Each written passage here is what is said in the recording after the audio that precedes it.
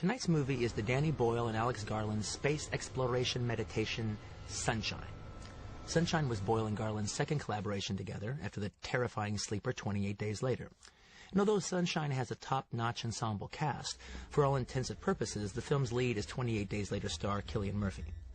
One of the things that puts Sunshine in a class by itself among sci-fi epics is its very subject matter, the sun. Not that I had ever thought about it before, but with all the space travel movies that have been made from the 50s to present day, it's rather remarkable that the sun itself, the most powerful object in our known existence, has been ignored. In fact, the only other movie I can think of that sorta kinda deals with the sun is the Roy Finnis star Journey to the Far Side of the Sun, a movie nowhere near as promising as its intriguing title. In Garland's scenario, the sun, after millions of years, is beginning to dim, making life understandably problematic back on Earth.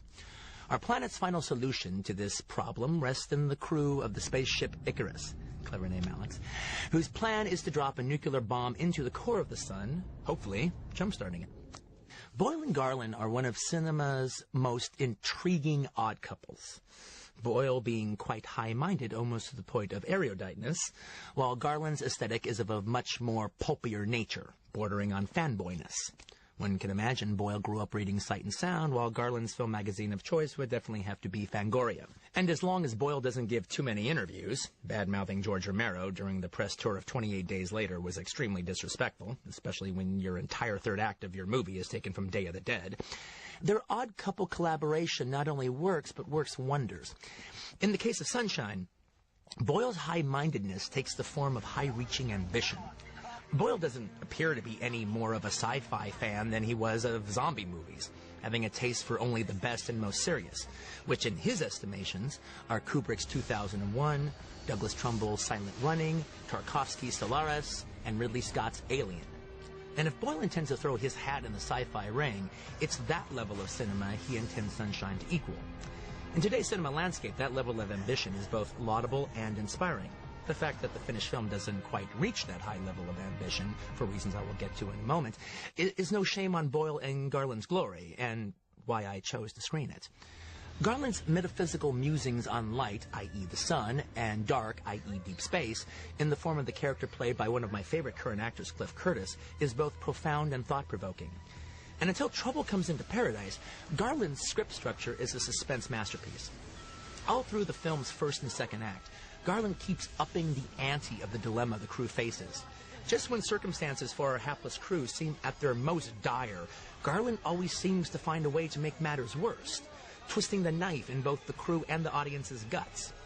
And while Ridley Scott's Alien brought a level of underclass warfare alien to the science fiction genre, Boyle and Garland bring a level of realistic humanity to the crew of the Icarus, heretofore unmatched in the annals of sci-fi. Even the fact that the entire film's dilemma stems from an act of human error has a resonance beyond the scope of most films in its genre.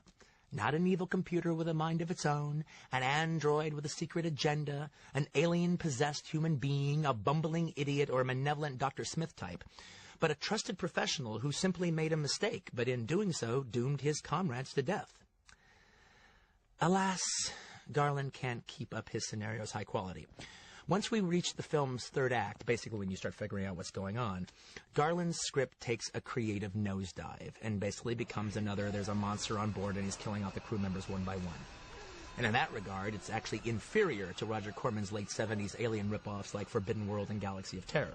The third act tumbling of Sunshine goes far beyond disappointment. The feeling I experienced was one of betrayal. Betrayal to me, the audience, and betrayal to the filmmaker's own ideals. Garland's third act monster development goes against every single aspect of that film's aesthetic that preceded it. In fact, the most ham-handed studio interference couldn't have damaged the artistic integrity of the film any more than Garland did with his writing and Boyle allowed. Now, with such a harsh judgment against this final act, why would I choose to screen it? Quite frankly, because its first two acts are so wonderful, even its disastrous climax on a second and third viewing can't diminish their power. The third act of Sunshine may have the power to enrage me, but what it doesn't possess is the power to make me forget what came before. Now, you be the judge. But before we get started, one piece of trivia.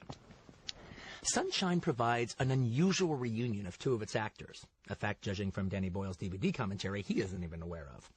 Two of the film's ensemble cast members are Crouching Tiger, Hidden Dragon's Michelle Yeoh and Twilight Samurai's Hiroki Sanda. Now, back in the 80s, in Hong Kong, Michelle Yeoh, then under the stage name Michelle Khan, starred as a lady cop in the kung fu film Yes, Madam! That movie made her the preeminent fighting female star in Hong Kong cinema, so a sequel was quickly put into production.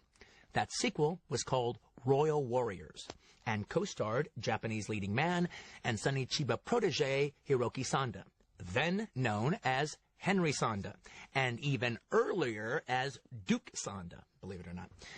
It's quite something to think how far Asian cinema has come, that over 20 years later, these two martial art movie stars would be reunited in an English-language, British, science fiction epic that would require neither to throw a single punch.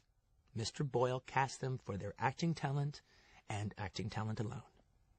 This has been Quentin Tarantino, and this is Danny Boyle and Alec Garland's Sunshine.